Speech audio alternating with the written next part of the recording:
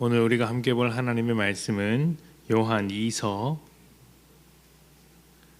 1장 7절부터 8절입니다. 요한 2서 1장 7절과 8절 제가 봉독합니다. 7절입니다.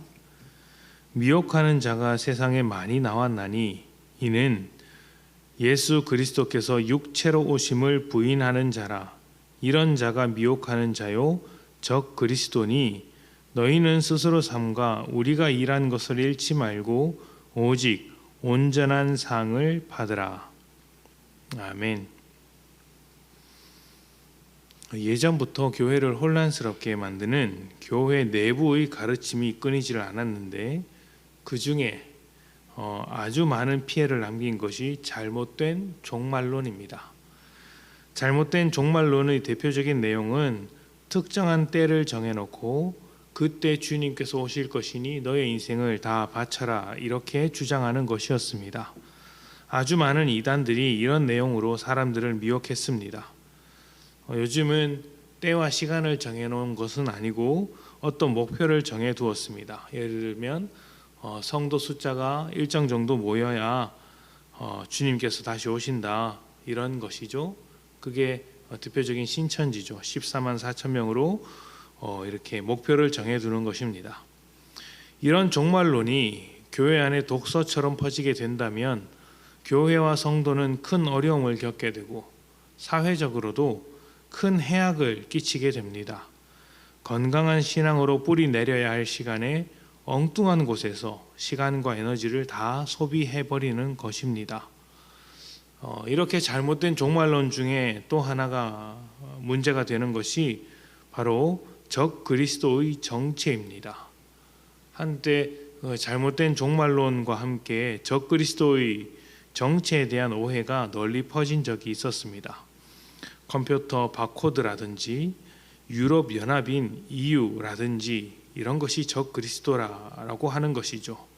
아마 한 번쯤은 들어본 적이 있으실 것입니다. 적 그리스도가 등장했으니 이제 곧 종말이 온다고 주장하는 것이죠. 이런 것이 신앙의 열정과 결합해서 교회를 참 상하게 했고 아프게 했습니다. 그런데 사실 이런 종말론은 성경만 잘 읽어도 잘못되었다는 것을 알 수 있습니다. 오늘 말씀만 봐도 그렇습니다. 적 그리스도가 누구입니까? 컴퓨터도 아니고 정치 세력도 아니고 예수 그리스도께서 육체로 오심을 부인하는 자입니다. 게다가 이러한 적 그리스도가 미혹하는 자로서 이미 그들 중에 있다고 합니다.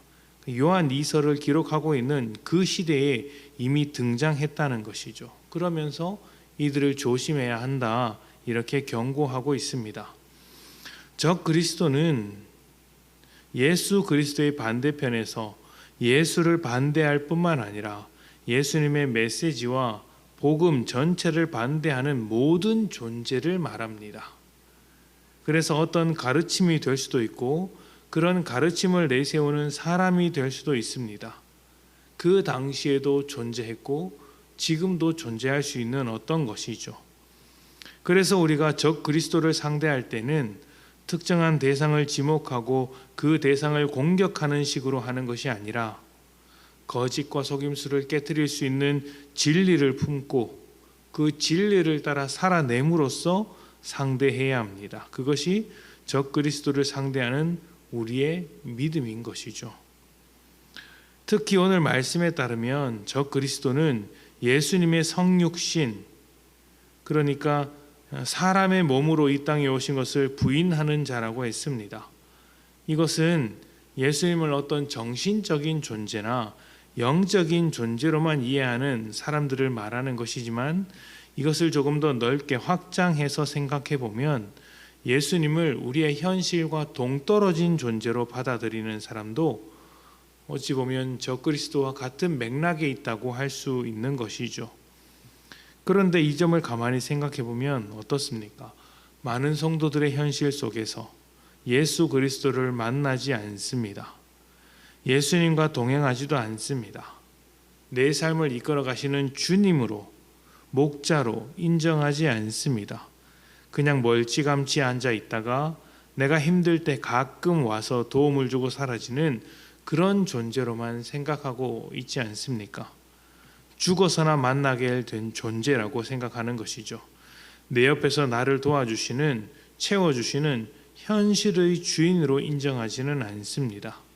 그렇다면 적 그리스도와 다를 바가 무엇이겠습니까? 육체로 오심을 거부하는 것이나 육신의 삶에 영향을 줄 수 없는 것이나 똑같은 것 아니겠습니까? 적 그리스도를 거절하면서 적 그리스도의 가르침 안에 머물러 있는 것이 참 아이러니한 것이죠.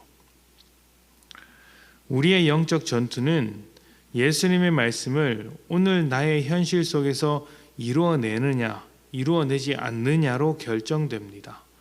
주님께서 나의 삶에, 내 현실에 영향을 미칠 수 있는 분인가, 아니면 저 멀리 어느 영적인 세계에 갇혀 있어서 내가 현실 속에서는 만날 수 없는 분인가 하는 것이죠. 당연히 우리 주님은 우리에게 찾아오시는 분이고 우리 현실 속에서 우리를 도우시며 인도해 주시는 분이십니다. 그래서 순종하는 자가 승리하는 자이고 불순종하는 자가 적 그리스도와 같은 길을 가는 자라고 할 수 있는 것이죠. 시대를 막론하고 말씀에 대한 순종은 모든 그리스도인에게 똑같이 요구되는 것이었습니다. 왜냐하면 그렇게 해야 현실이 변하기 때문입니다. 내가 겪는 현실이 얼마나 힘든 현실인가 하는 것은 그다지 중요하지 않습니다. 그 모든 현실을 넘어서는 진리가 말씀 속에 있기 때문이죠. 그리고 그 진리가 효력을 발휘하게 되는 것이 순종이라는 도구를 통해서 이루어지는 것입니다.